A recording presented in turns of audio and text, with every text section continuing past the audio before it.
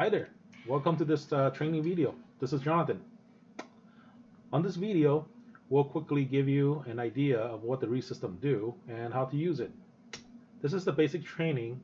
Any additional usage will be covered on a different video.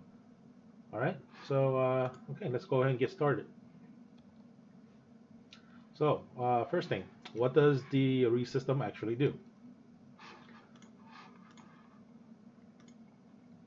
Well, first of all, it notifies the appropriate personnel when the sensor is out of the specific range, and it keeps all the record that actually went on. All right. So basically, that's what this Rees system do, and so on these 4 points, let's go ahead and drill them down and see what we're talking about. So under notification, how does it actually notify you? Well, first, it can notify you by visual audio, which meaning by changing color on the screen to get your attention, and also making sound to get your attentions. Two, it can generate phone calls to call you in case of somebody's not responding to the visual audio. Either that, or it can also send you email to notify you at any moment given the time. So, person. Who is this person that you wanted to get called when something goes wrong? We're gonna need a name of this person, and this person needs to have a user ID, need to have a password, and also a telephone ID to identify this person over the phone. And maybe this guy, you wanted to have a phone number handy for this person, so we know which phone number to call. Maybe an email address, and also the permission level. What kind of permission do you want to assign this person with that that he or she can do with the alarm when it actually calls them? Okay. All right. So after a person, we have when sensors out of the specified range. So specified range. Well, we need to first of all determine what is being measured, what kind of equipment is this, and what is the normal range of the measurement you want to take, and fault tolerance. Do you want to allow any buffer time when to step out to recover to back into the regular range? And what to do when it's out of range? Do you want it to call somebody? Or you want to wait before it calls somebody? Or you just want to make sound and then just until somebody come and respond? Okay, so that's something else to think about. And the last thing that the Rees system do is to keep record. So basically, it will keep all event record. Anything that happened to the system, it will have a documentation of it'll have a documentation of what actually went on. If you make a change to the sensor, it has a record. If you make a change to the program, it has a record. If a sensor falls offline, it has a record. So basically, anything that went on is under the event record. And after that, record keeping also keep a reading record. So every so often, you can have the sensor, have the system take a reading of your sensor at any moment given. Well, not any moment, specific intervals of time that you want them to take a reading for. Okay, and so once we have all these in mind, let's go ahead and take a look at the real thing, and we'll go over some examples. So meanwhile, let me go ahead on those 4 points. I'm going to post it up over here to the left, and that's what those 4 points are. Okay, so first, we will need to get to the server. So where's the server? You'll probably need to find this information out from the person that's in charge of a Rees system, because everybody is different. And for this example, I am going to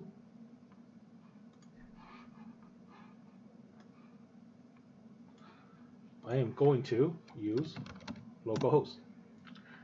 and that's because I'm currently working on the server itself. That's why I could pull it up. But your information could look something like HTTP 10.150.216.139 or any other IP address that you may actually get. Okay, so once we get here, the first thing that you want to do is log in to identify yourself. And if this is the first time you're logging into the system, you'll need to change your password because your administrator can assign a username for you and a password, but the password is usually a generic password. You'll need to change your password, and you will be the only person that knows that password. Even your administrator doesn't know. Okay, so for this example, I am going to sign in as user3 and log in with the temporary password that my administrator gave me. Once that's done, you go click the change password, and it'll ask you for the old password and the new password, and confirm your new password again. So before you click login, make sure you click the change button. Otherwise, it won't change it. It will just go back to the regular. So if I click change, it will say success. That means your password has been changed properly. Okay. Now you could go and log in. So I'm going to use user 3 with the new password that I just changed. I'll say go. All right. So now I'm in. This is the screen that you'll be seeing once you successfully log in. Um, well, it might not look exactly the same because of the background. Every site is different. This is a generic background that we have. I just put like a refrigerator probe, a freezer probe, a -80 probe, and other kind of probe in here for demonstration purposes. You might actually have something looks different, but everything will have the round circle button with the number in the middle. This is your input number, and that actually represents a point of measure. Okay, so for the number, it represents a point of measure. And like for example, if you have like a home style refrigerator with a freezer, top and bottom, top freezer and bottom refrigerator, and you want to keep track of both the temperature of the freezer and refrigerator, that would be 2 points of measurement, even though it's 1 unit. And same with the room temp and humidity, even if it's just one device. So for example, the room temperature right here and the room humidity, even though it's currently on single device, but it's capable of doing 2 measurements, therefore you have 2 inputs. Okay, so it's going to occupy 2 numbers over here.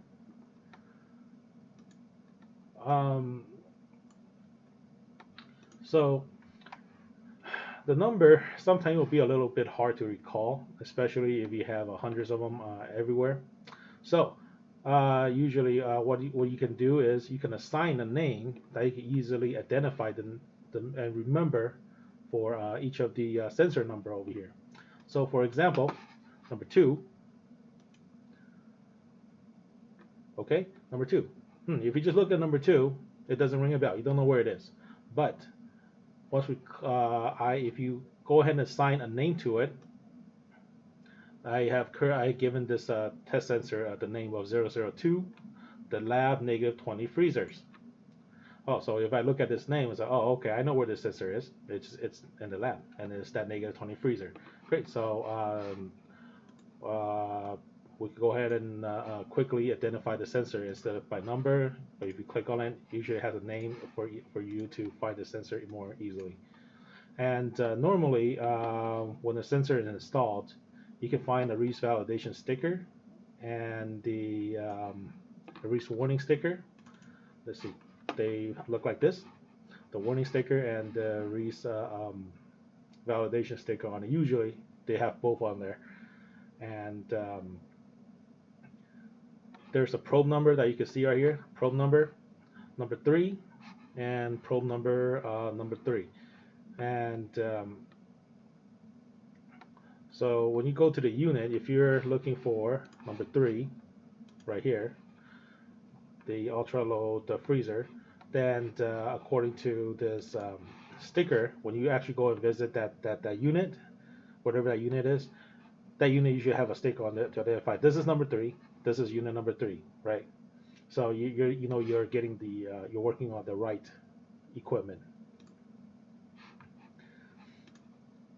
Okay, and oh yeah, by the way, while I am still on the screen right here. When you click on each of this input, this is your live reading. So input 2, lab -20 freezers. The live reading right now is -30.5 degrees centigrade, and the current limit is the low limit is -20, the high limit is -10. So currently, this reading is below the lowest reading that we have. Therefore, the status is currently in alarm. Versus number 3, -77.6 is the current reading. It falls between -90 and -70, which is the range. Everything's okay. The status says normal. So this is your live reading, and this is your live reading, and you might actually have different status that it can currently show you. So let me go ahead and go over all these cutter codes really quick, so you're more familiarized with these cutter when you see them. So like we have like a green, we have a yellow, we have red, and all these cutter. All right. So there are 6 different cutters supposedly total, and I try to have them all on the screen. Green, yellow, red, of course. This is supposed to be orange. Maybe something's wrong with my monitor contrast, but it's supposed to be orange. And this is brown, and this is either purple or a pink, depending on how you see it. Okay, so green. Green means that everything is fine with the sensor, and the readings within range, everything is good. There's no problem. Okay, good to go. And yellow. Yellow means that some attention is needed to this sensor. So basically, you can say, oh, what's going on? Well, I don't know. So let's go and take a look. And there's usually 2 different status that you will see under yellow. One is pending, like you see right here, the status, pending alarm. And that means the sensor, most likely, it's currently counting down the buffer time because it's out of range. Like currently, the range is 10 to 20, and it's reading 45.9. It's way out of the high range over here.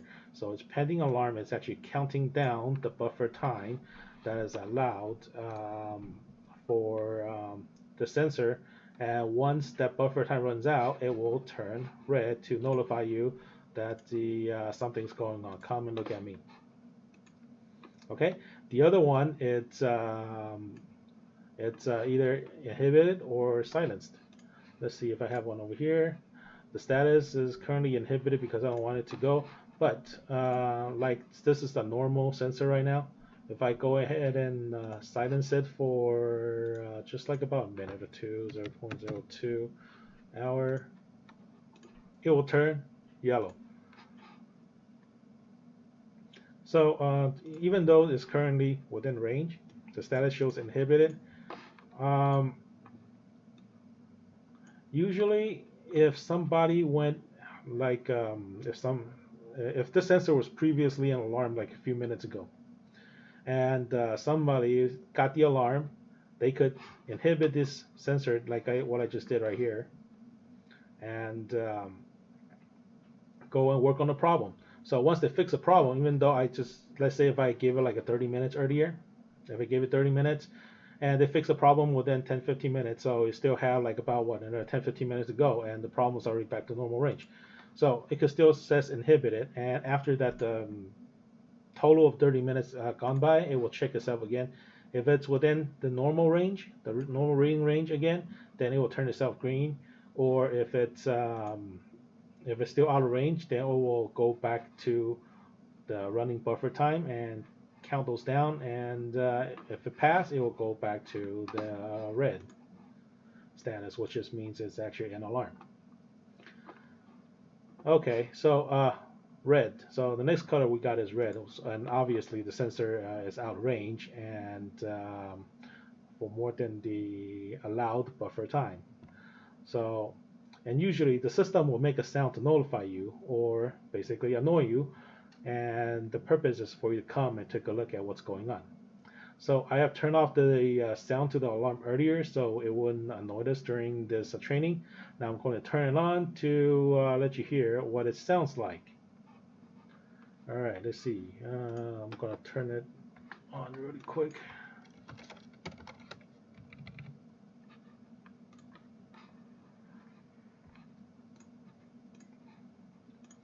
I am going to make it.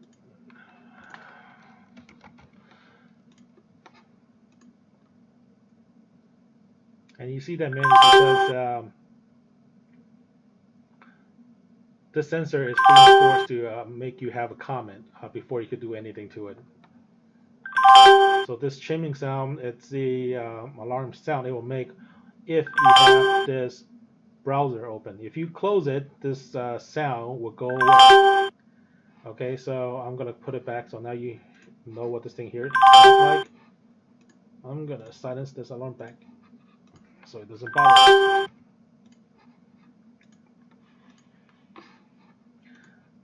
Okay, so this is the part of the notification where we talk about in the beginning, which is the visual and audio. So that will be the alarm section for these. Now, the next color that we're going to talk about is the orange color. This is supposed to be orange. It looks more brown to me currently, but maybe something's wrong with my eye. I'm not sure, but it's supposed to be orange. This means that it's in the pre-alarm status. You're not likely going to see this because not many people uses this function unless something is super critical and you do not want the sensor to ever go into alarm range. Therefore, you set an even more tighter range on the sensor so it will notify you before it reaches the alarm point. So it will notify you before it actually reaches the alarm point. Well, wasn't that what the alarms are supposed to be for, you say? Yeah, but note that it also creates an unerasable record saying that it has been in been an alarm, and sometimes that record can cause some major problem with an auditor. So not many people use this, but there are some people that can use it because they never want to have an alarm being logged at this input sensor. Okay. All right. So the next color we're going to be talking about is the brown color. So number 6. Number 6, communication issues. Brown is the communication error. There are basically 3 different status that will show up when the icon turns brown. One moment. Okay, and first one, offline, like you see right here. Offline means that the system is not able to locate this sensor. So how did this happen? Well, just think about this like your Wi-Fi signal. If you go too far out of the range, you'll drop off. So for example, if you can have some guy that come into the repair shop and he just roll out this unit for repair, and once a unit goes far enough out of the signal range, the sensor just drop offline. Or the signal is not great in this area, so sometimes it will just drop off itself, and a few minutes later it will just pick it back up again. Or the unit crash, just like you just gotta go and give it a reboot, and like you know, nothing works 100%, and especially in electronics. But I haven't seen this thing crash very often, so that's you won't see this all the time. You don't need to reset it every single time. Okay, the next next possible cause for a brown icon, it would be a shorted thermistor. So shorted thermistor. This means that there's a short in the wire that's being detected. One moment, let me see if I could generate an alarm to show you what a shorted thermistor look like.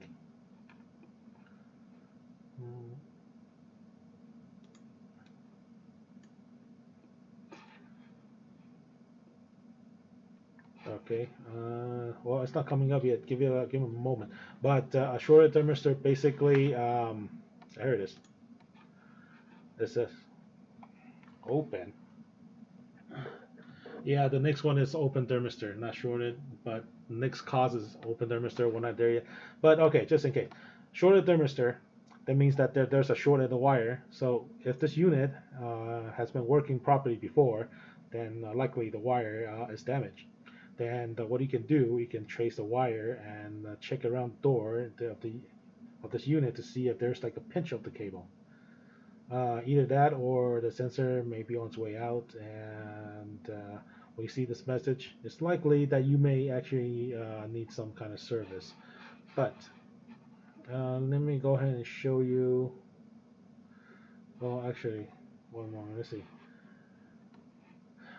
Okay, well, I can get a short currently, but let's deal with open thermistor. Open thermistor, basically that means that the transmitter is not detecting the sensor. There are two common causes for this problem. So first one, of course, you get a cut wire, and you can trace the sensor wire to this unit to see if you can find the cut.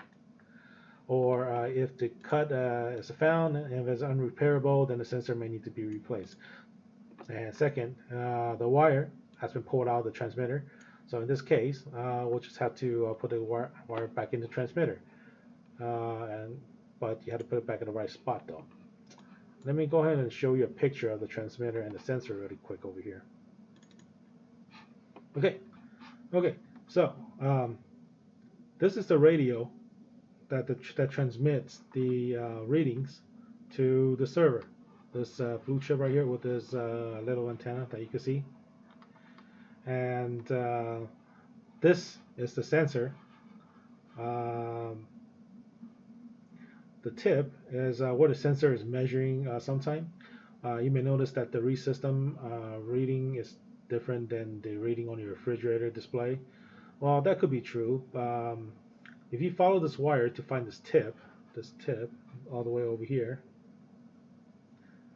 if it's not right next to the refrigerator sensors, it will read differently.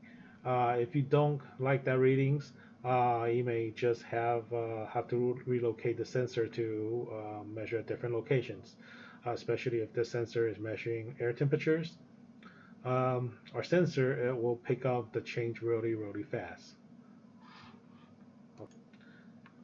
Okay, yeah, so for the shorted thermistor message, if you actually do get one of those shorted thermistor message, you might want to go to the unit and try to follow this wire around to see if you could find a pinch in the cable somewhere, and that could be the problem. And that usually happens somewhere around where the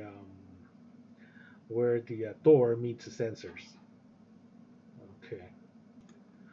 And it's the same for open thermistor. So you do the same thing. You just go ahead and follow this cable to see if you can find a pinch or a cut on the wire. Also, you can also check to see if the wire is still sitting properly on the transmitter. If not, then you could just connect it back in. Okay, this is a little technical, but I'll go over this really quick anyway. Each transmitter is able to support up to 4 sensors. Therefore, you'll see that there are 4 pairs of wires here. 4 pairs of slots for the wire, I mean, for the wire to go into. So Usually we start from the very left and work ourselves to the right, um, like this. And you may also notice that there are 4 jumper sets. Let's see. And they are number 1, 2, 3, and 4. Now, these jumpers, they determine what kind of sensor the server is expecting to get. So in this picture over here, you'll see that there is jumper on set 1 right here, set 1, set 1, and it's on the second from the left position. And that tells the system that this sensor, the sensor to be expected is a -20 freezer probe, which is color coded by the yellow wrap that you see here. So if you have multiple units, you may see different sensors and other colors, such as you might see like a red one in the refrigerator or just hanging out somewhere in the room. A yellow one usually goes into a -20 freezers. A blue one usually goes into a -80 ultra lows, and the green one usually goes into like one of those liquid nitrogen cryo tanks. So there are other type of sensor, but these the color sensor that I mentioned for you, these would be the most common one that you're going to be able to see. Also, yeah, you may actually notice that there are 3 buttons over here. And what are these for? Well, these buttons are used to join the transmitter to the Rees network. So, in case you have to reset the transmitter, these buttons are for that. So, if you recall from earlier, the sticker may not only contain the probe number, it may also contain other informations, such as the click number.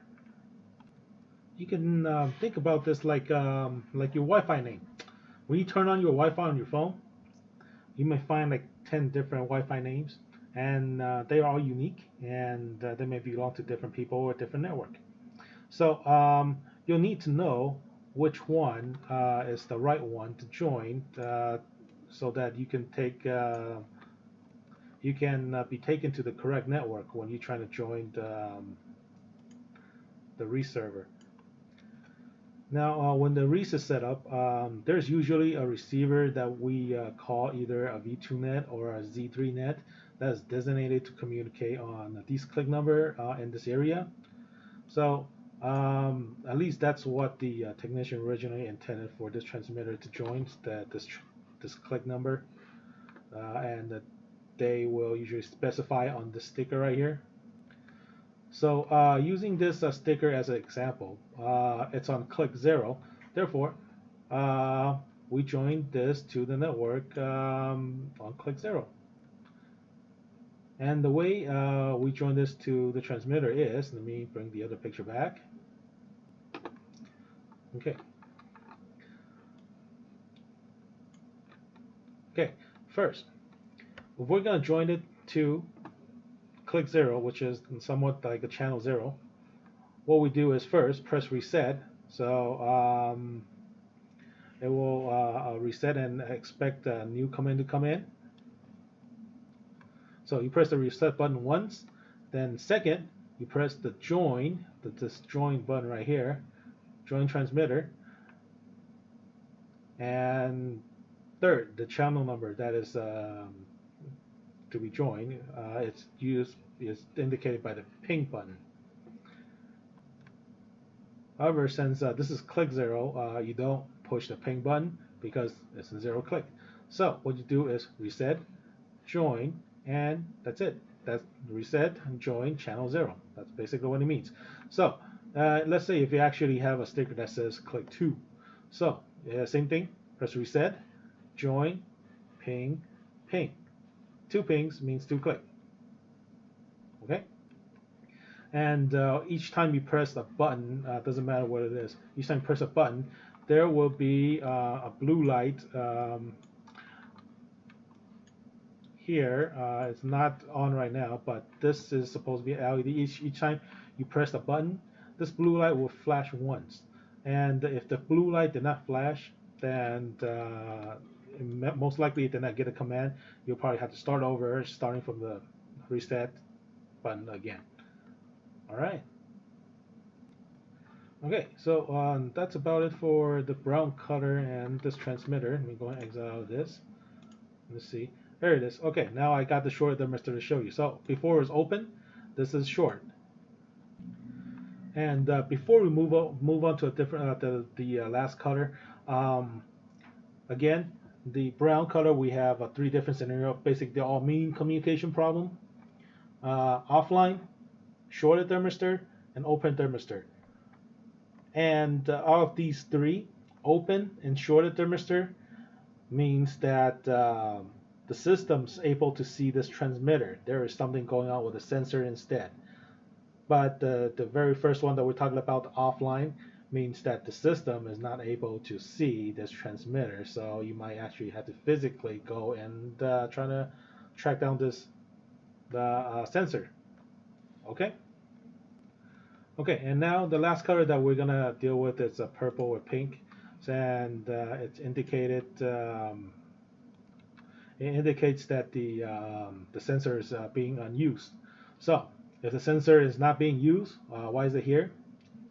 Well, most of the time, an unused sensor was previously in service, and it does contain reading histories.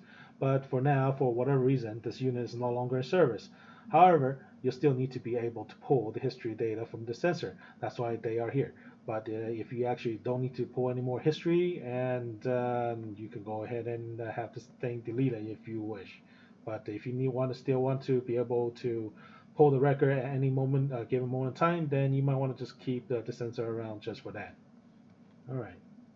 So this is the visual audio part of the notification that we talked about earlier. Then there is the phoning functions and the email functions. Now these two functions usually comes after there is no response from the alarm after a specific amount of time that was defined. So the phone function just calls you up and tell you that there's something wrong, and come take a look. And the email function does the same thing, but just email. And if you are creative enough, then you can use this email function to send you a text instead. However, be careful if you decide to do this, because a sensor that is not configured properly and is stepping in and out of the borderline can cause your phone to blow up by sending you like 10,000 texts or emails. Okay? Well, I'll go ahead and generate a phone call for you to hear what the call sounds like at a later time in this training. Now we're going to move on to the personnel part. Now, who is going to be the lucky person that gets to answer the call and deal with the problem all day long? All right, I will be needing his or her name, user ID, and a password that she wants to use. And she might want to have her password to think about ready before she gets this, because the first time you log in, you will have to change your password. Okay, and a telephone ID. This telephone ID. So what is this telephone ID? Well, a telephone ID is a number to identify you over the telephone. Since you cannot type your password on your telephone numeric keypads, you will need a different way for the system to check your access. Well, this telephone ID can be any combinations of number up to 6 digits. This number has to be unique to you. If this number is already being used by someone else, then you won't get to use it. Some people have difficulty coming up with this number, so let me go ahead and give you some suggestions of what other people have been using in the past that I know of. If you have like a designated unique company telephone extensions, well, you can use that. That's easy for you to remember. Or if anything, you can use the last few numbers of your employee ID, but just keep it universal. If you use 5, everybody gets 5. If you use 6, everybody gets 6. Or if you use 4, everybody gets 4. So think about that. All right. So next, what is the phone number that we're going to be calling you at? And email address. Maybe we'll send you some email if you want. And what kind of permission do you want to give them? So what kind of permission are we talking about? There are a few to be carefully considered. Now, like first, how long can this person silence the alarm for? Now, you might want to think about this one carefully. Um, if you give a person the ability to silence the alarm for an unlimited amount of time, and this person actually use that ability to silence a critical unit forever because he or she is annoyed by the beeping sound of the system and did not went and respond to the alarm, then once the system receives this silence command, it will not bother anyone again, even if it's really out of spec, and then you lose everything inside that unit because this person gets annoyed and then didn't know what to do and silence the alarm forever. Therefore, killing the opportunity for the next person to do something about it too. Okay, so yeah, that's the main one that you might want to consider. Then there are more things to consider, including like, do you want to permit this person to make changes to the monitoring criteria of each sensors? Do you want to permit this person to perform any kind of calibration on the sensors? Do you want to give this person the ability to review electronical data? Or you want to give them the ability to program a telephone call list or program a telephone number for the users? And do you want to give them the ability to reset the password for other user? Because there is something inside the system that if you did it, you try it too many times, it can lock your password. You can have this person just go ahead and give them the ability to help the guy that's locked out to reset his password. Or if you want to give them the full access, like to modify the entire security code for everybody and assign permission for everybody. So these are some levels of permission that you want to consider when you are setting up a user in the system.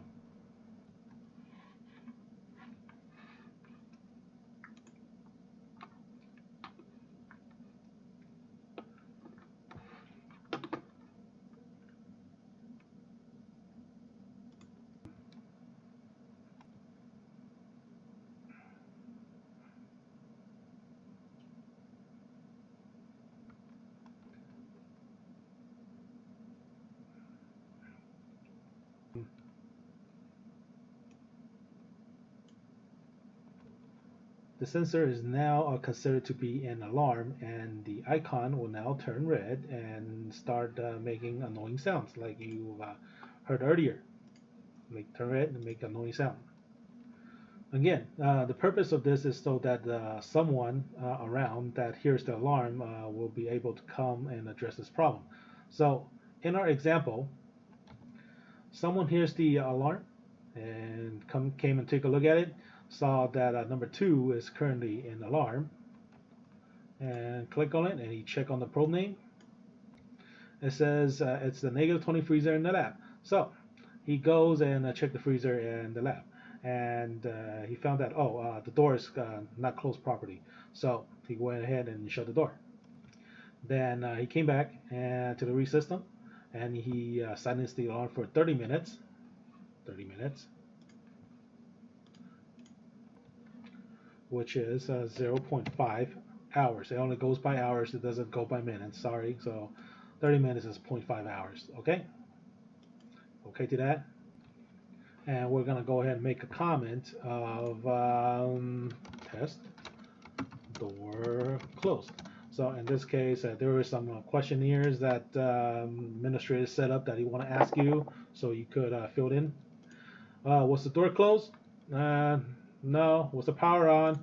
Yes. Okay. Door closed. Forget the test. I'll just say door closed. Door closed. So we'll close the door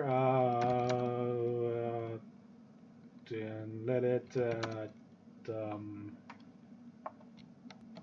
let it cool. No, whatever. Okay, here it is. Okay. Okay, sounds good. Case closed. And that will be probably your normal flow. Uh, Now, let's say that we're not so lucky this time. And this time the alarm goes off and there's no one nearby to hear the alarm. Now, how long do you want the system to beep at you and before you say, oh, enough, gotta call someone to come and address this problem, to take a look at it? Maybe, I don't know, 3 minutes, 5 minutes, or you just wanted to call immediately because it has been beeping for long enough and apparently nobody's doing anything about it. Um, so once you figure that out, then the system is now going to be calling you.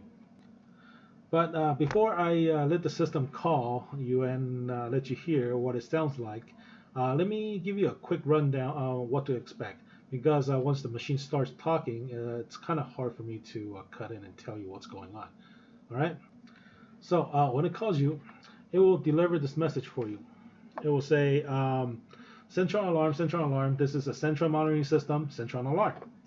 Centron node 1, input 2 is reading, it's reading negative 30.5 degrees Celsius. Normal range is between negative 20 and negative 10 degrees centigrade.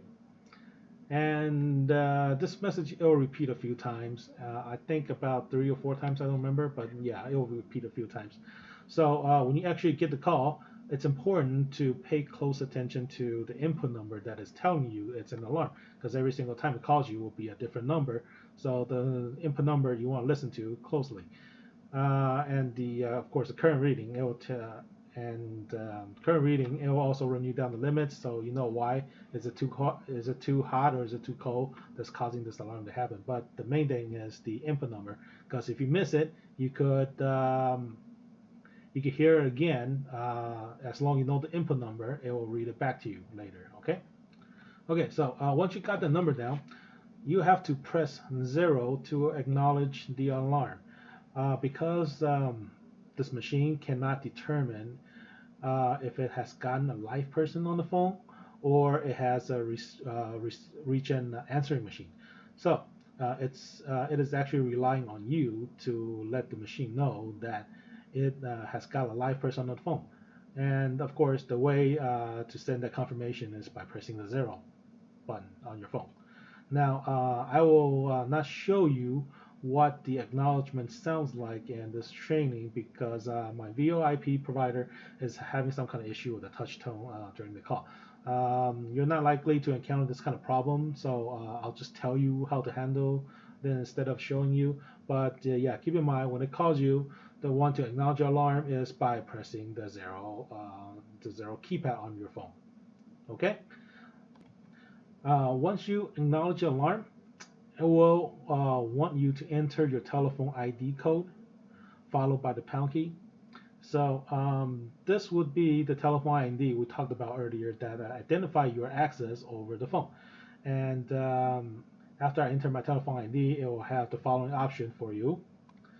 It will tell you press 1 to check global input status, meaning it will start reading every single input you got to you, and this can take a long time.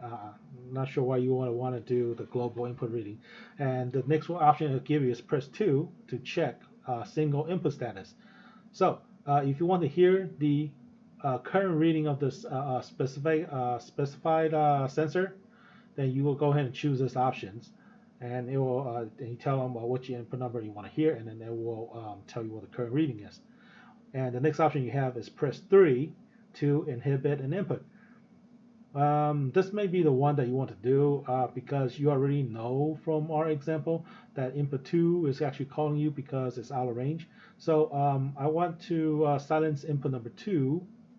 So if I choose this option, the system will ask me to key in the input number. So I would now put in 2 pound. and it will ask me the input number for how many hours I want to silence the alarm for. And it will say use a star key for the decimal point. So for my example, if I want to do like a 30 minutes silence inhibit, then I use *5 pound, and then the system will go ahead and acknowledge that, oh, okay, the input number 2 is silence for half an hour. Okay, and the next option on the list that it's going to read you is the number 4. It says press 4 to reset an input. So if you choose this option, it will also ask you about the input number you want to reset.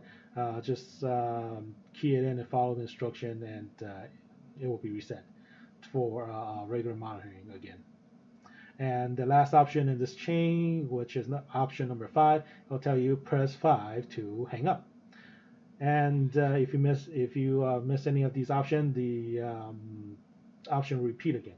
So if you can, try to use this option when you want to hang up, because when you do this, it will notify the system of your intention to hang up. So it will just let go of the telephone line immediately. If you don't do this and just hang up, that's fine too, but the system may not hang up immediately and keep rambling on when there's no one on the other end of the line and just tying up the phone line for no reason. Okay, so now you know what to expect. I will go ahead and show you what the robo lady sounds like. All right. Okay, we're gonna use input number 1. For example, I'm gonna go ahead and put this guy into alarm. Okay.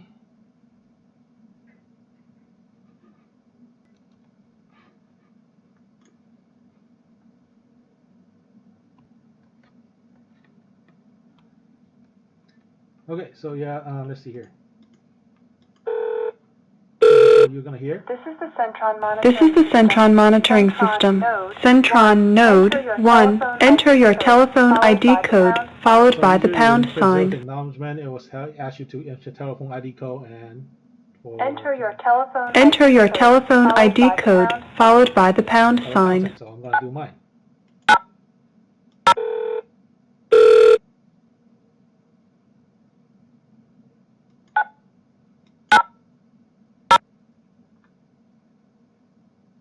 One more time, please.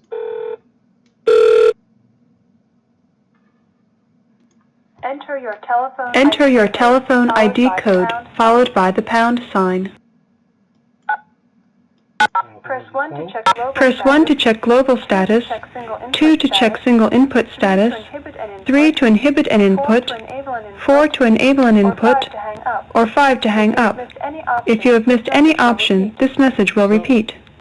Again, number 3, I'm going to silence the input. Press 1 to check global status, 2 to check single input status, 3 to inhibit an input, 4 to enable an input, or 5 to hang up. If you have missed any option, enter input number followed by the pound sign. 1, so press 1 and pound. To inhibit input 1, enter number of hours followed by the pound sign. Use the star key for the decimal point. Let's say 15 minutes, so that's *25. Star 2 5. That's a quarter of an hour, so that's 15 minutes. Input 1 is inhibited for 0.25 hours. Press 1 to check global status, 2 to check single input status, 3 to inhibit an input, 4 to enable an input, or 5 to hang up. If you have missed any option, this message will repeat. Because I am done, so I'm going to press 5 to hang up. Goodbye. Alright, so there it is. So yeah, it's currently inhibited. It takes a little bit for the web page to catch on, but it will happen soon. It will just display it a little bit shortly after. Okay. All right. So that's the phone call option. So just keep in mind that when the system calls you, it's usually a call. It's using a call list. So it will start calling all the numbers specified on that list from top to bottom. So if the first phone number is not answered, then it'll roll down to the second, and then roll down to the third, and so on, and then reaches the bottom of the list, and no one has answered the phone, then it starts from the top again. Then the only way to break the cycle is for someone to press 0 to acknowledge your alarm during when the system is calling you. Okay, so after this, we're gonna move on to the last part, which is keep all records. Move on to keep all records. Yeah, go away. Okay, so what kind of record does it keep? Well, two main records that it may concern you. One is the event record, and this keep track of everything that happened. Doesn't matter if it's a sensor that has went into alarm, or if someone has made a change to the programming or the sensor. Anything happens, it's recorded. Okay. Okay, and the next one, next record that it do is the reading records. And this keep track of the unit reading at a specific increment of time. Okay, so what is the specific increment of time that we're talking about? Well, think about how often you want a sample reading to be taken on each unit. And let me give you an example. You have a medication refrigerator, and you're required to have 2 readings of the unit every day. So that means every 12 hours. So if you have that set, then the system will keep a log of the reading on the 12 every single day. But 12 hour in between reading is a pretty long time. So what happens if a unit breaks down at 1 o'clock, right after the reading at 12? Well, then you won't have another reading until 11 o'clock, 11 hours later. So there's an additional logging option that you can specify, which is the sample interval reading, sample interval during alarm. There you go. Yeah, it's called sample interval during alarms. So for this example, if we set that sample during alarm to 5 minutes, then it will keep normal data sample reading at a 12, and the system will take a reading at the on the 12 regardless every day. And if any sensor goes into alarm, then the system will start taking a sample reading at every 5 minutes instead of the 12. So until the all alarms are clear, then it will go back to taking a reading every 12 hours. So when you're looking at your reading report, and sometimes you may see like a reading on the 12 every day, that's great. That means that all units are in range and nothing has happened. So basically, no news is good news, right? But if you start seeing reading something like at 12 o'clock, and then you see one at 1 o'clock, and you see one at 1:05, and it's back to 12 o'clock, then you know something went wrong during the 1 o'clock hours. All right, so let me go and show you how to retrieve these reports. So you go and take a look at them. Okay, so if you notice that there is like a menu button over here. Oh, yeah, I forgot to mention. If you click on this menu and you don't see what I see right here, you don't have like a bunch of these reports. No big deal. It's because of your resolution. So let's see. This is too big, but all right, let me shrink this thing a little bit. All right, so if I have a smaller screen, if I click on this, instead of that big all long menu that you saw earlier, now you just have this. This is probably what you see. So no problem. The menus are actually hidden behind this programming menu now. So if you click on the programming menu, whatever you don't see earlier, it's going to be in here. If you want to switch back, the reporting menu. Okay, so this is the one that switches you between whatever you don't see. This programming menu and reporting menu. Okay, all right, so I'm going to use the full menu over here to show you what's going on.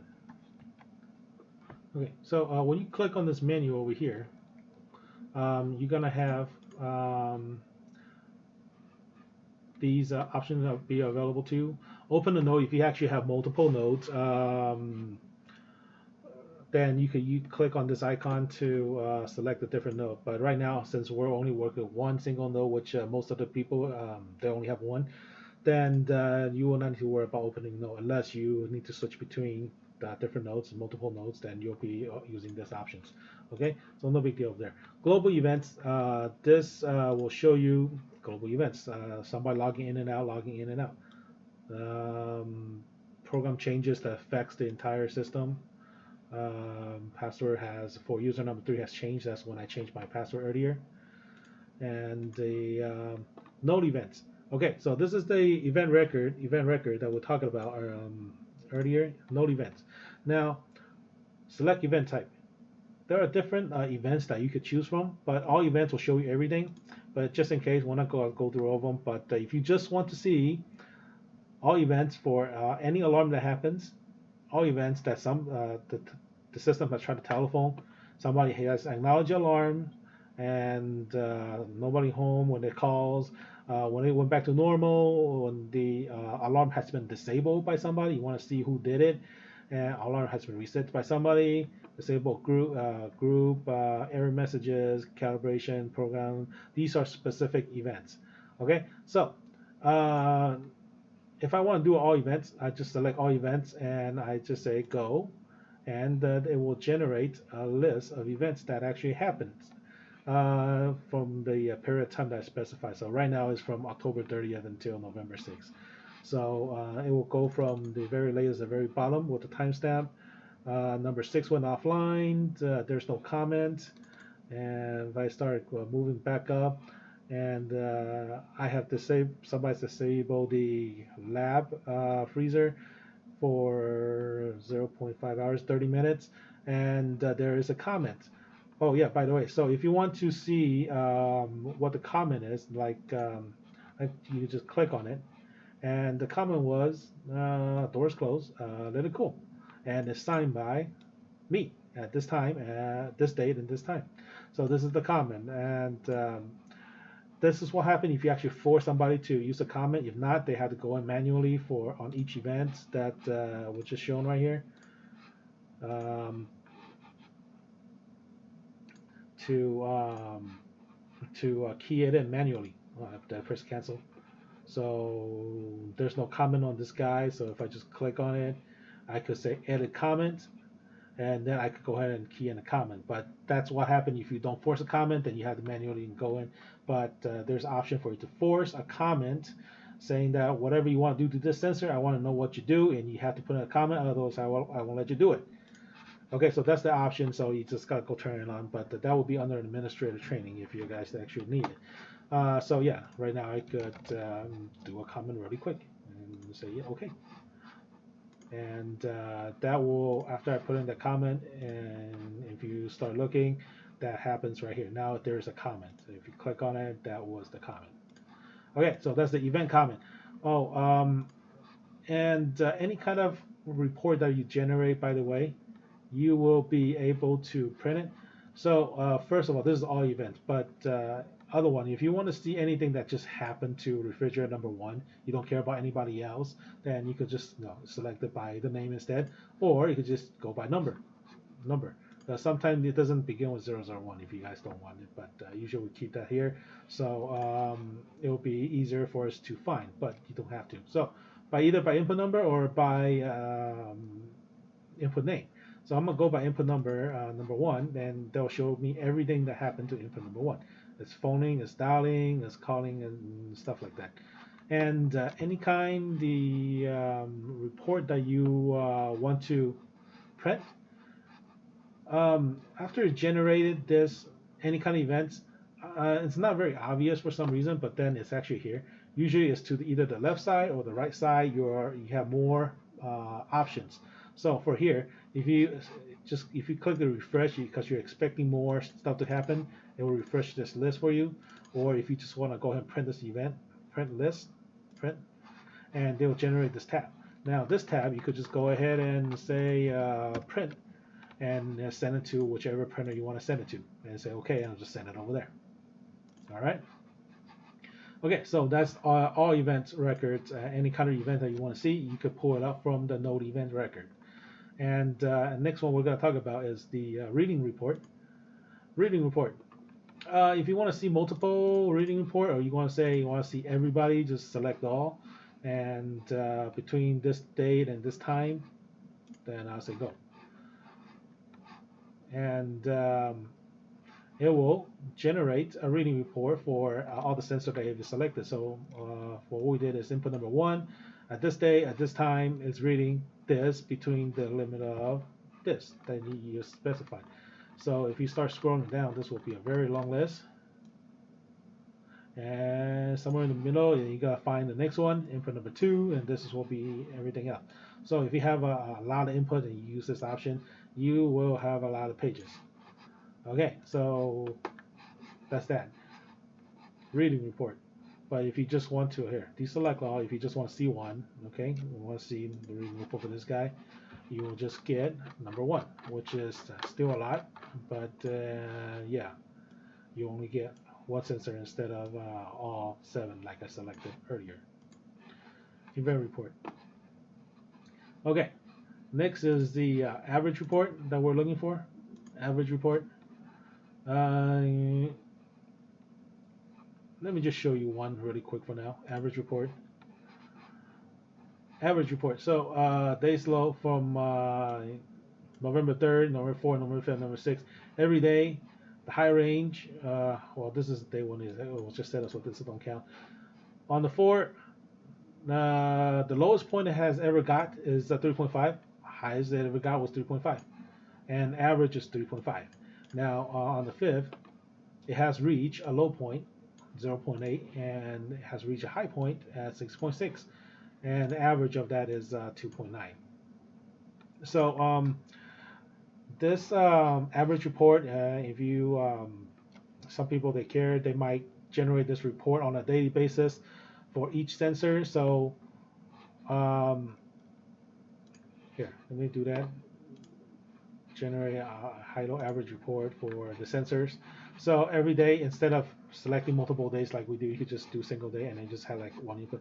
Then you just got to go down and see if you see a red anywhere. So if you don't see a red, it means everything was fine. But if you see a red, that means okay, it has reached a low point. You might be a little bit more concerned about the history reading. Then you could drill down the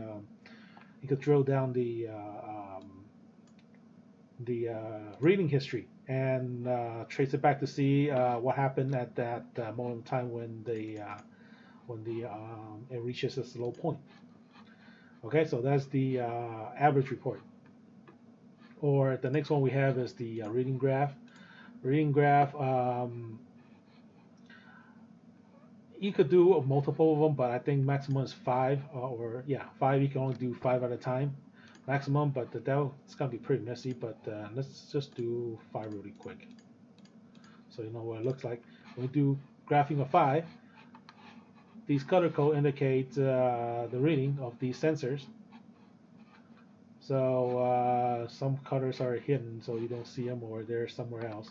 But yeah, you could do a maximum of 5, and usually this is a little bit more useful if you want to compare to room temperatures, for example, or you want to compare to a refrigerator temperature, but mostly for like room temperature, room humidity, so you know if a sensor is going on. So if you actually have 2 room temperatures, like in different rooms, but that they're about the same area, if one has a dramatic fluctuations and one is all stable all the time, then you'll probably know that the one that's fluctuating a lot has a little bit of problem. But if you have both sensors that's doing the same fluctuation about the same time, even though if it's high, that could mean that there is a real fluctuation going on for any reason. So yeah, let me just grab 2 and compare them really quick. Well, let me just grab 1. So if I just select a single graphing options, it will graph. The red line is the limits. Red line is the limits. High limit is a 6. Low limit is at 1. And the blue line is where the reading was at the moment in time. So if you, let me grab a different one. Let's say room temp. Go. Yeah. So if you see like a pattern that is actually going down, something could be going on. If there's a pattern going up, something could be going on. So it's for you to find a pattern using this kind of chart. Okay, so that's graphing the reading. Uh, yeah, and most of the time you probably won't need to have to come here because usually if you just click on the input itself, you get most of the options that you're looking for, unless you're actually looking for the global option. You will compare multiple probes. If you just want to do single sensors, just click on the sensor. It's a lot faster. You don't have to go through all that stuff. If you click on a sensor, you're going to be able to manage your alarm. If you click on manage alarm, okay, I want to silence this guy for 15 minutes, or I want to silence for 1 hour, for 10 hours, for 160 hours, for any reason, any amount of time. Or if you are ready to reset, and let's see, this guy is pending alarm. Yeah, if you're ready to reset an alarm, you could just go ahead and reset it anyway, anytime. So if it was inhibited, it's just counting down time. You already know everything's good. Start monitoring, reset the alarm, and then we'll monitor starting that point. So that's that, and then remember, like earlier, you have the next option is like graph readings. All that reading is going to be listed on your right hand side. If you don't use it, you could choose like the graph reading over here, and basically all the option is the same. It's just like they can move around a little bit. Okay, so graph reading, like earlier, we could graph this. You already saw the graph between the time. If you want to change the date and time, I just want to see from the second until now, then I select the date. It doesn't refresh, then you have to click the refresh graph, and it will refresh your date and time. No, that's not good enough. 4. Okay, here it is. So yeah, refresh date and time, and if you want to move this graph from 0 to 10 a little bit higher, then you change the y-axis. Okay. The next one we have is list readings. List reading, this will do the single point reading, and you could do that, and you could print the list like earlier, refresh over what's going on. Okay, and the next one we have is let's see, list events. This is list readings. List reading, we already went through that earlier. It's just a different way of getting here, shortcuts. Yeah, and now we have the 2 option left, which is program input and calibrate input. These are actually administrator functions. I'll be going that in a little bit. But before I go, the very last one, it's you see there's like a zoom up or down. Now, if you're some people may have this, some people may not. It depends, but it depends if it's actually purchased or does somebody have actually loaded into a database. But for demonstration purposes, I have load one into here. So this is like a general map. Like I say, you just have a room, but if you have multiple locations and you actually do have a map of this refrigerator, I could choose this. I could say zoom up or down. So when I click this, it doesn't usually kick me out. It's just that I've been taking too long, so it locked me out. So let me try that again. Okay, zoom up or down. Click zoom up or down. Then they'll, if I have a sub-level map, that's what it is, and I have moved those moved the sensor to the appropriate location to represent where they are located on the map. So if I know what this map stands for, then input number 1 is at room 2101C at about this corner of the map, and 2 is at the storage area, 3 is at this storage area. So okay, you could just, okay, number 1, I could go find it. All right, so if you click on it, if you click zoom up or down, it'll just take you back to the general page where, you know, this is a refrigerator, this is a freezer, ultra low. It's more of a summary instead, and if you actually use this will zoom up or down, will drill you down to the more detailed location if it's actually in there. All right, so we're almost done here. Just in case you're wondering, there are these icons down here, and these are system health icons. Now, you probably need to know how our system is designed, so I'll go ahead and show you a sample version really quick. to let you know what these things are. All right, so here it is.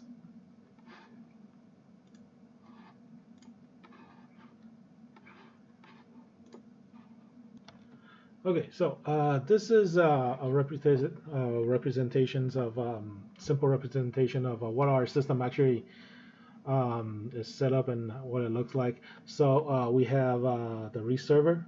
We have the Rees server here, and this is responsible for collecting informations and most of the time storing the database unless you move it somewhere else. And if you have multiple Rees system, what we call node, then we have an option to watch each other. So let's say if the system is 1 and you actually have another system here that's 2, which has the exact same thing. We have a icon at the bottom lower. It's not showing because we don't have 1, so there's no point. But if you actually do have a node 2, then you're going to have this number 131 buddy watch icon. It's going to show up over there. And what it does is it's going to watch for node 2 to make sure that 2 is good and alive. If it does not see him, then the 131 goes into alarm and it will try to contact the appropriate personnel and will make sound. So vice versa. So if you actually have 2 systems, then node 2 will also have like a 131. But instead of watching node 3, if you have another one, if you don't have another one, it will go back and watch node 1. Okay, so that's what it is. And then the 129, your input number 129, you're not likely going to see because that actually does require like a Centron board, and usually there's like a Centron battery attached to it. But if you're running like a virtual server or a Centron Enterprise server where it does not come with a Centron Enterprise board, then, well, I mean, just a Centron board, I mean, you're not going to see this icon. So, but if you do see it, that's a system battery. And of course, 130, if you click on it, it's going to tell you 130 is database watch. Database means that at any point it's not able to see its database. It's going to generate an alarm for you at 130. All right, so back in the days, well, not back in the days, the beginning, before wireless become very popular, the system used to be wired. So our system is capable of handling 128 total inputs for each node. And back then, when we still are using the physical wire panels, these we call this panels. Each panel is able to control 16 inputs. So 16 inputs. So we got like 1, 2, 3, 4, 5, 6, 7, 8, 9, 10, 11, 12, 13, 14, 15, 16. Each panel is capable of supporting 16 inputs. Now, these 16 inputs used to be direct wire, but then now we gotta, well, this is just before, usually they're physically connected. And I think you saw it earlier, we have like a box that says communication, and then we have 132 in there, and we have a battery box in there, and then it says 133. Those are watching the panel health, basically. So 132 controls the communications for panel 1, communications. So, and panel 1, usually if they're hardware, controls input number 1 through 16. So if anybody between any input that falls between the number 1 and 16 falls offline, like say number 8.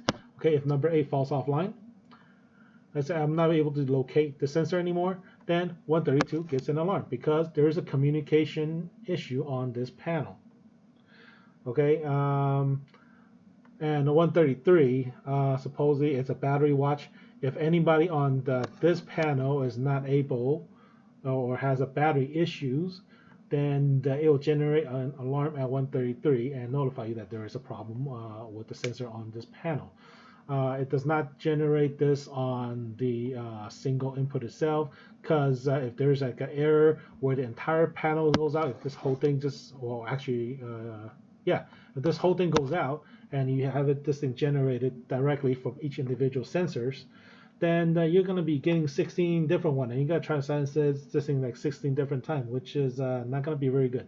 So the most logical way, of course, is the panel is responsible for calling you if there is an issue with any of its controlled sensors. So MPX1 controls number 1 to 16, MPX2 controls 17 to 32, and if you actually do have it, you're going to have icon number 134, 135, and MPX3 is 33 to 48, MPX4 is 4964, MPX5 6580, MPX6 60, 8196, MPX7 97 112, and the last panel we have is 113 to 128. So if you have a multiple sensor that just say number 143, which falls right here, I'm sorry, if you have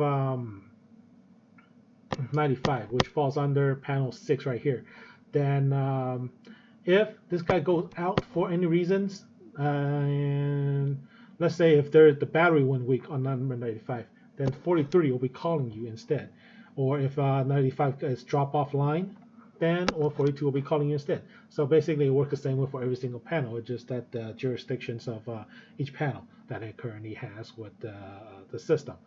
Okay? All right. Okay, so basically, this will conclude the standard user portion of this testing.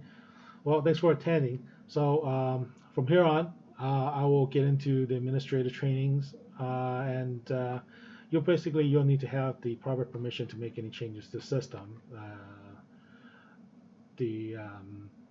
But if you're just going to be a standard user, the additional training may not be beneficial to you, but you're welcome to watch if you want. Okay, so speaking of permissions, let me begin with programming your users.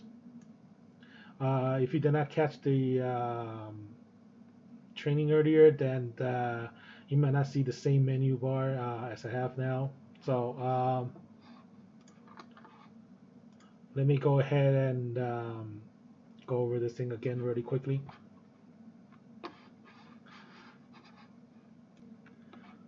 Okay, so if you don't see this big long menu bar when you click on the menu, that's most likely because of the resolution of your browser. There's no big deal, so you just gotta move it around. Let me show you. If you see this half size menu that you didn't see all my programming, then you just gotta switch it to by clicking on this programming menu button. Programming menu will toggle you between program menu and then you have a back to report menu. It's just a shorter version. So if you don't see the programming user earlier that I was showing you, click on the programming menu and then you can see the programming user menu over here. All right, let me move this thing back to the size that I usually work with, and we'll go from here. Okay, programming a user. Hang on. Okay, programming user. Here it is. Okay, you gotta log me in again. Go. Okay, once you click on the programming user, here is where you add, remove, or change a user name, username, user password, and user permissions. So, click on the programming user, and if you click the drop down, you can see all the current users that are being listed right here. And if I want to create a new user, of course, I click add. Okay, and the name, the full name, let's call it James. Okay, I want to add a James into the system. His name, it could be James Smith, so J Smith. Okay, password. When you create this password, assign the user with a temporary password, because first time this user log in, he will be forced to change his password. So you don't want to get his password. If you actually do get his password and you put it in here, first time he logs in, he will be forced to change that password. He cannot use that password.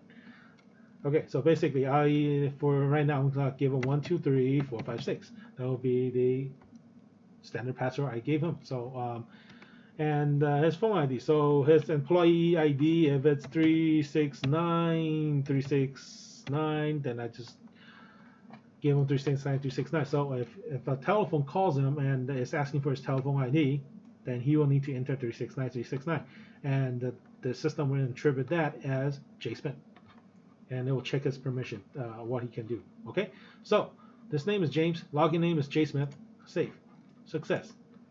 Okay, so you have created that user. So if I drop it down, I can see James. Now that you're not done with this user yet, you only created this user into the system. Now you want to select his name and you want to go ahead and deal with his permissions. Now what kind of permission do you want to assign with this user? First of all, you want to make sure he's valid at this node. If you don't check this box, he has a name in here, but he can't do anything. He'll be absolutely useless.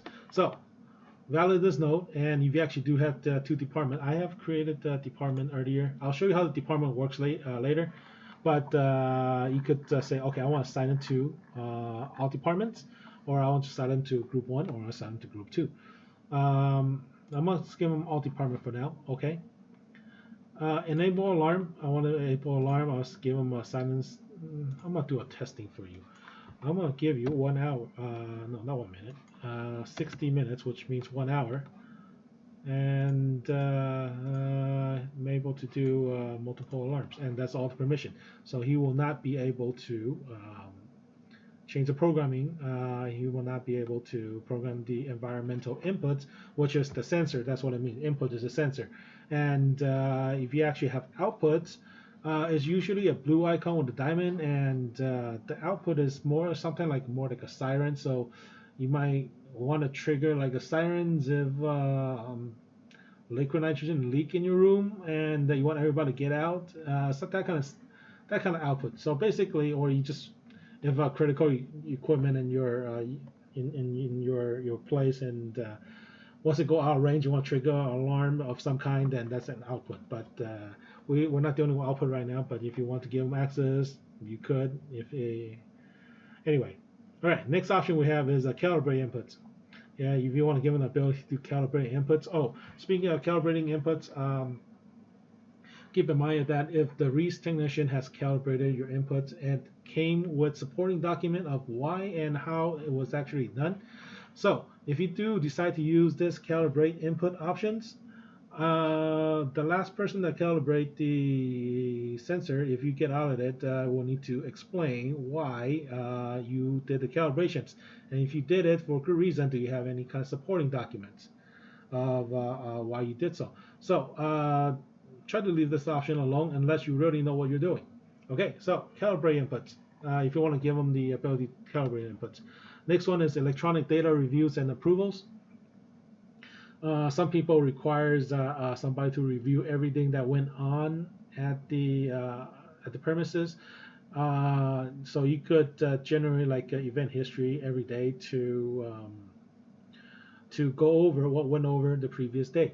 And once it's done, you could sign it off electronically. But old time, when you don't have electronic data review, what you do is you print it out and you manually sign it and say, okay, I'll review everything. But if you do the electronic data review and approvals, then it will, on the event, the report that I showed you earlier, it will have a marking said that it has been reviewed, and when we print the report, it will say this activity has been reviewed. Okay, and it's signed by who, at what day and what time. It will also be in there. So if you want to give this person the ability to do that options. Okay, the next one we have is programming the node phone list. Phone list is the list to call. So if you like tag input number 1 to call a phone list number 1, or just call it phone list at the blood bank department. So basically, anybody has their phone number inside the blood bank department will be called, and the order that you guys have actually put them in there. So that's the phone list programming, and the program master phone list. This is going to be dealing with the individual users. When you be able to add user into the master phone list, inputting the telephone numbers and stuff like that, and the reset password for non-administrative accounts, and to modify security code and permissions for everybody. Okay, so you don't want to give these things out lightly. Just consider what you want to give each users. Okay, And bottom here we have make available in all nodes. If you have multiple nodes and this user, it's gonna be able to access all of them, all of the nodes with the same permissions. Then you click this, and then it will give him permission everywhere. Otherwise, if you just click save, it will only deal locally on the node that you're actually working with right now. Okay, and I did mention about this CODIS lockout button. This button, basically, there's an option if you could specify how many tries you want this user to have. If he input, like say, if you specify 5 and this guy tried to log in more than 5 times with the wrong password, this box would automatically be checked, and he is not going to be able to come in and try to log in anymore. So until somebody has to come in and reset his username and password. Okay. So if I log in as a different administrator, I could select James as his box is checked. I'm gonna go ahead and uncheck him, and he could try it again, or most likely he already forgot his password. Then what you do is you click on the change button next to his name. Change. Blah blah blah blah blah. Abandon changes. No. Okay. All right. Name is James. Log in and the password. Now, password currently, if it's don't change, if you have it checked, you can't change it. So if I uncheck it, I give them a new password, 1, 2, 3, 4, 5, 6, and I click save, and that will be his new temporary password. Now it's gotta make him go change it again to a password that he can actually remember. Okay, so that will be the programming users. Now, next one I want to talk to you guys about is department programming. This one, department programming. When we click on department programming, notice that when I was doing the user programming, you saw the he is assigned to that James. I assigned to all departments. Now the department you can specify different groups. If I group 1, if it's let me just add a new one, make it easier. Blood bank. Okay. I have a new department called blood bank. So I drop it down. I select blood bank. There is currently no sensor assigned to the blood bank right now. So I was like, oh, okay, you know what? Number 1, number 3, number 4 belongs to blood bank. And then if I say okay, and we're gonna have a department that's just named blood bank. Okay, I'm gonna say okay to this. Okay, success. So if I go back to this user, if I select what's his name, James. Okay, instead of all departments, I'm gonna say you belong to blood bank only, and you're gonna be able to silence the alarm for 60 minutes. Okay, and you have no other permissions. I'm gonna say save. Okay, now I'm gonna show you what happens. So menu, I'm gonna say login user. I'm gonna change myself to James. J Smith, that was his thing, and 1, 2, 3, 4, 5, 6 was his password. If he didn't change his password, if you click go, well, okay, I made a second time I actually did. Suppose he need to change his password. J Smith. 1, 2, 3, 4, 5, 6. Change password. Username J Smith. O password. 1, 2, 3, 4, 5, 6. New password. 1111 1111. Okay. Confirm. Change. Success. Go. Geez, no. J Smith 1111. Go.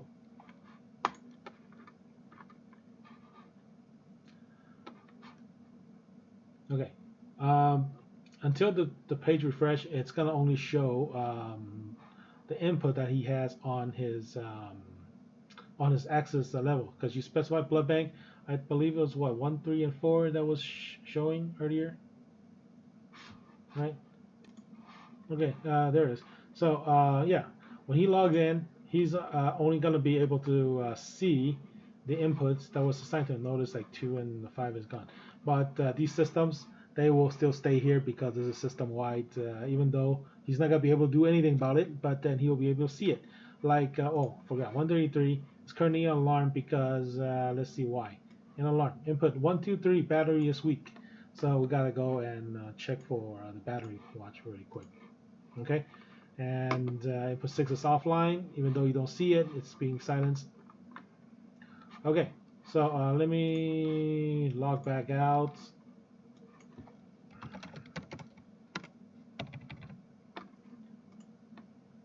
Okay. Okay, there it is. Okay, so department programming. So we just went over that. You could group a certain sensor together and as a department. Okay, now the next one we're going to do is phoneless programming. Phoneless programming is here. We have phoneless 1. So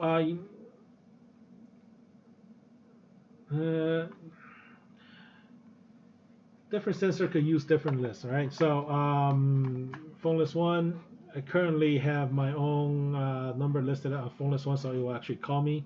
But I could, let's see, I'm going to add a new list. I'm going to call this new list called blood bank. Go and save it.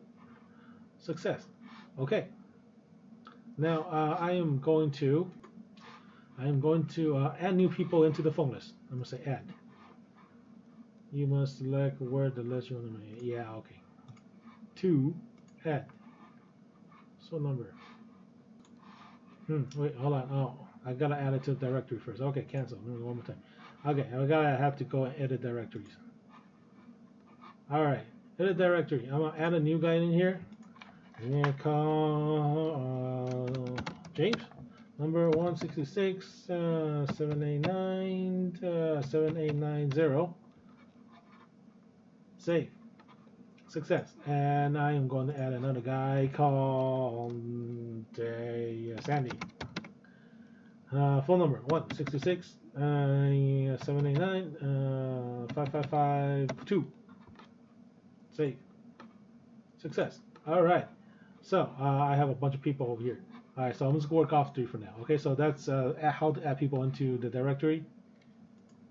So that's by clicking on the edit directory. So this will be, you'll be able to add people onto your master phone list.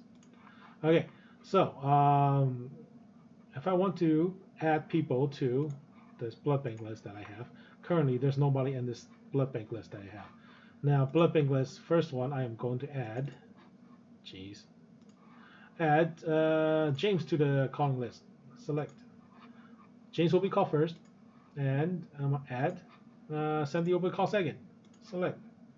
And add John will be called last. Select. Okay. So once I save this, that blood bank phone list is now saved. So if I program, let's say, number 1,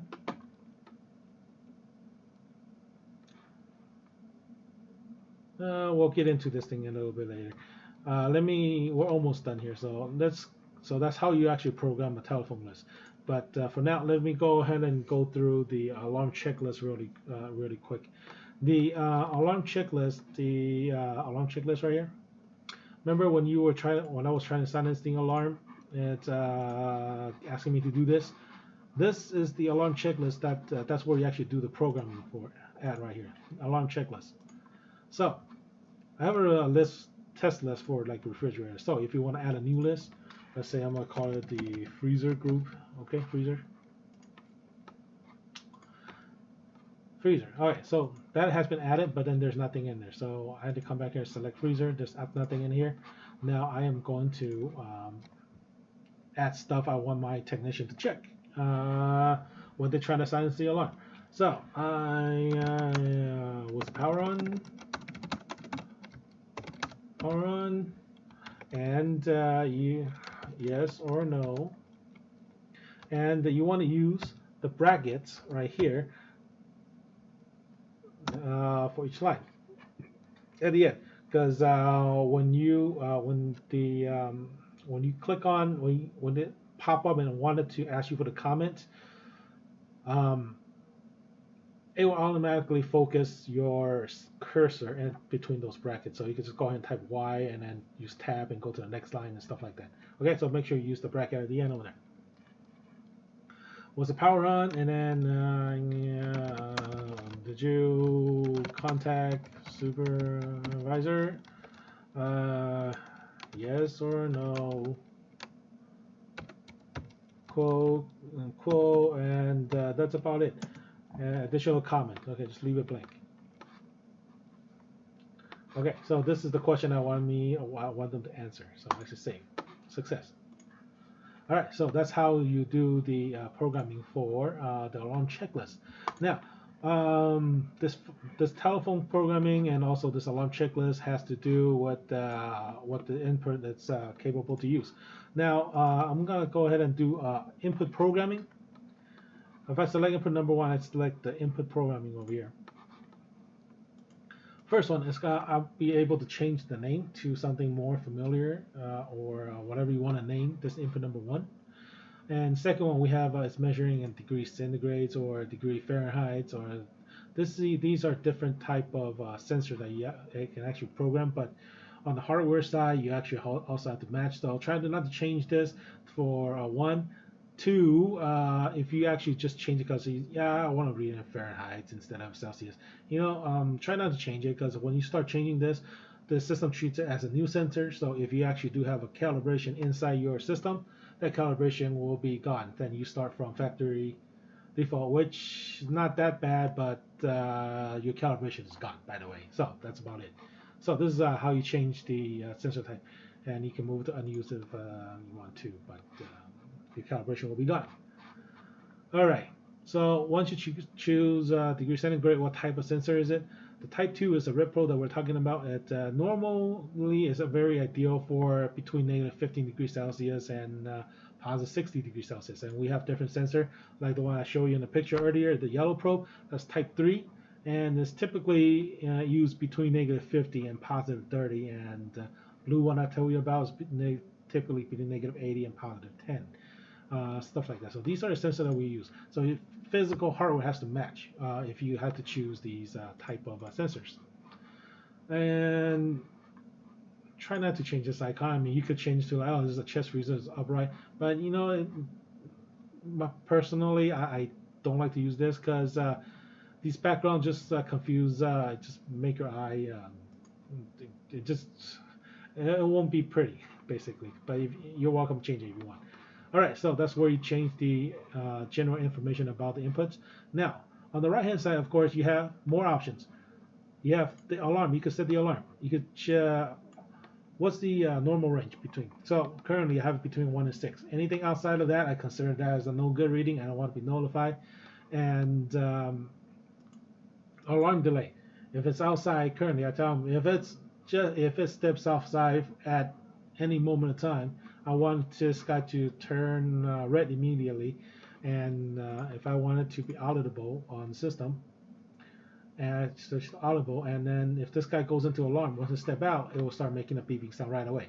But if I give it like 15 minutes, then once it step outside of like say 1 too cold, if at any moment of time within the 15 minutes that you specify over, it went back into normal range, the alarm resets, and if it step back out, it start counting 15 minutes again. Okay, but if it constantly stay out at this 15 minutes, then it will turn this out red and generate an alarm for you to come and take a look. Okay, now the next one is non-latchings, and also you have an option to have this the sensor latch. This means that once this guy stepped outside and went into alarm, if you choose non-latching, which is the default, once it went out and it went into alarm, and if it comes back within range again, non-latching will automatically reset this input back into normal range, which is fine. But if you use latching, then once it step out, even though if it has came back into normal range, it will still stay in alarm until you manually go and reset the alarm. So yeah, that's just in case of somebody wants to know everything that happens. If it step out, I want to investigate. So stay in alarm until I come back, and I'll tell you when to reset yourself. Okay. Alarm schedules. So there's a schedule that we could create. The schedule. So basically, like say in a canteen or a cafeteria, cafeteria environment. Some like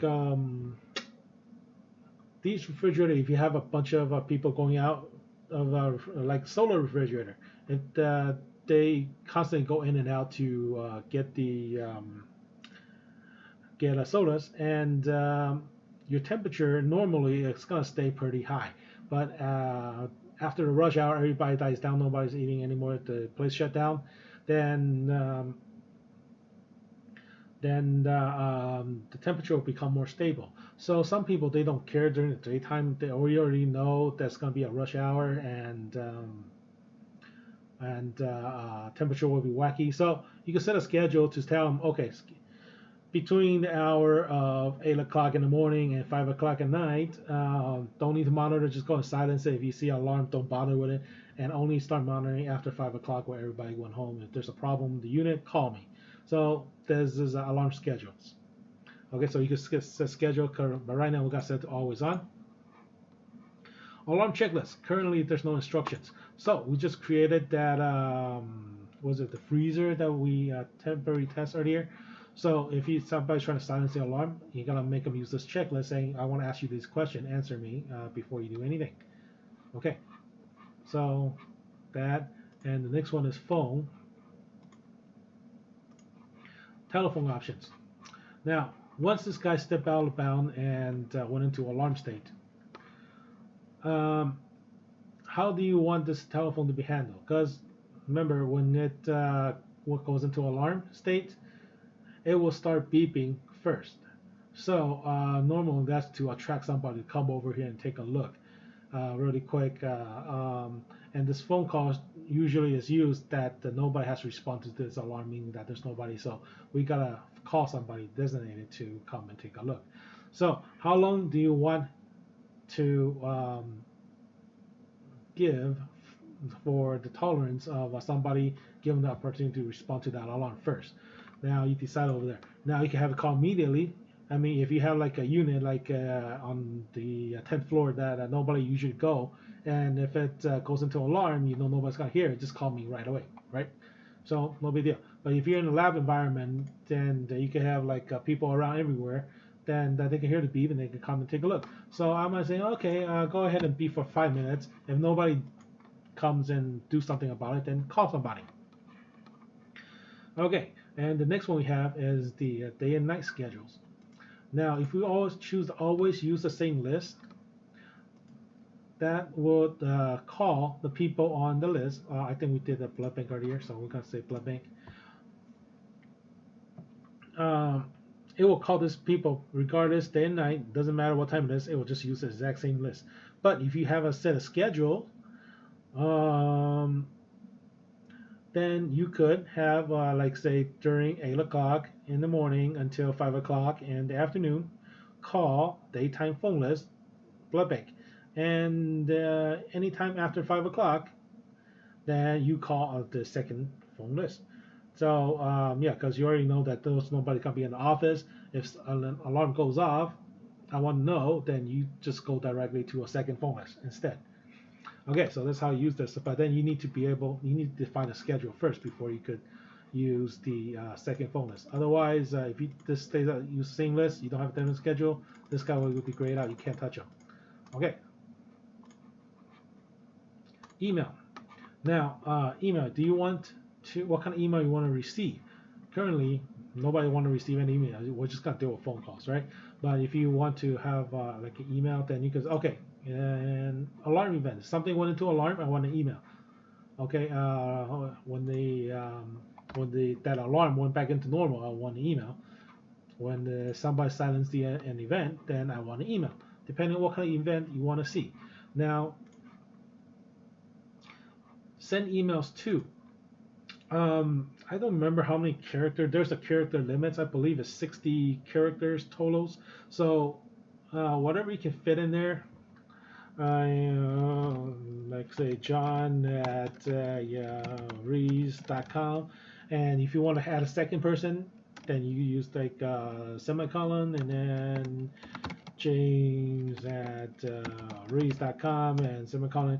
A total of this, I think you have 60 characters max. So something you may only be able to squeeze in 2 guys, something 3, but 4 is a little bit hard. So if you want these people to get emails, the first list, send emails to these people will get the email right away once it happens. You have a second set. After 15 minutes, if it's still in alarm, because if it's still after 15 minutes, still in alarm means that, hey, even we sent an email earlier, nobody did anything about it, send it to the second set of people. And after 30 minutes, you know what, there's already a problem, send it to the boss. Okay, so boss email.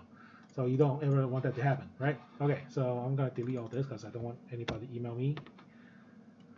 Okay, in order for you to have this email to work, you have to specify an email server in your settings. So that would be, you cannot do that here using this web interface. You have to use the workstation interface. And when you have time, move on to the workstation training, and I'll show you guys actually how to do that. All right, but then you have to specify an email server before this option will work for you. I mean, you can specify it, it just won't work. Okay. And the last option over here on the bar over here is the advanced options. Comments is required for this input. If it's not checked, when you click on the box, yeah, the message will come up, but the user can cancel and then it will still go through. But if you check this box, says that, comments required for this input, then if the person trying to silence the alarm, if it does not input a comment or tell you what's going on, they will not be able to silence this alarm. Okay, so basically, you come to the last one, the comments required. You must tell me what's going on before you can do anything. Okay. And this one, activate alarm relay. This thing is probably you're never gonna use it because you never connect any relay to your system anyway. So don't worry about this one. You're never gonna use it. Telephone calling priority. Every single sensor default is to 1, is first come first serve, unless you have something that's like super important and you want to go ahead and change everybody else. And if both of them, whichever one gets the higher number, goes into alarm, it will take over the priority on the call list. And nobody usually uses this; they just let it go. So it's up to you. If you want to spend a lot of times dealing with this calling priority, you could, but don't have to. Okay, so yeah. This is how you do the input programming. Okay, and this will conclude the training for this portion of the administrator usage using these Presidio on-the-go web interface. And I know that you may still have some questions, things like how do you specify like the login rate that we mentioned before during the user training, or how do you are you going to be able to like move these sensors around? Say, I don't like it in this place and stuff. Well, the answer to that is yes, you can. It can be done, but you cannot do this on this web interface. You have to use the workstation software. And if you actually purchase the cloud system instead of the regular Rees system that we have, then you have to contact your Rees administrator to make these changes for you. Okay, so if you actually do have a physical hosting of your own Rees server, then you go ahead and head on to the Rees workstation software, and you'll be able to do everything we just went over right now, and you could do more. Okay, the interface is very similar, so if you get a hold of this, the way this thing works on the Go web, then you can easily adapt on the workstation software. And I will cover the workstation software on a different training video. If you need it, go get it. Otherwise, thanks for watching, man. See ya.